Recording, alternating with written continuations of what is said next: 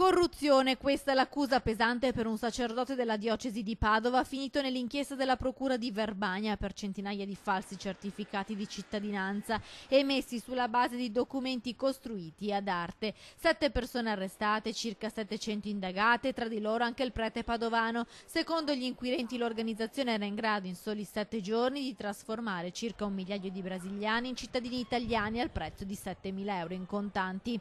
A gestire queste agenzie d'affari 7 arrestati, tutti di nazionalità brasiliana. Il prete della diocesi di Padova, coinvolto nelle indagini e che al momento risulta sottoposto all'obbligo di firma, avrebbe firmato un certificato di battesimo falso in cambio di denaro. Tutto era nato da un esposto di un sindaco lombardo. Gli investigatori della squadra mobile di Verbania hanno intercettato nel 2018 alcune conversazioni via email e via WhatsApp tra un prete veneto e un cittadino brasiliano. Quest'ultimo avrebbe chiesto al sacerdote di fornirgli un certificato di battesimo falso che riportasse le origini venete del brasiliano, elemento fondamentale per ottenere la cittadinanza italiana. Il prete, in cambio della promessa di una cena, ha accettato, facendo recapitare allo straniero l'atto di battesimo falsificato. Il documento sarebbe poi stato utilizzato dal brasiliano giunto in Italia per chiedere all'anagrafe del comune in cui era andato ad abitare il riconoscimento della cittadinanza italiana.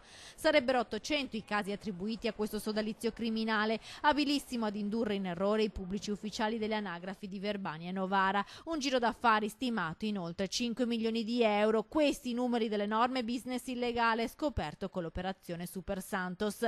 All'esito di indagini durate oltre un anno. Al momento i poliziotti avrebbero prova di un solo atto falso attribuibile al prete padovano, ma le indagini continuano per verificare eventuali altri illeciti.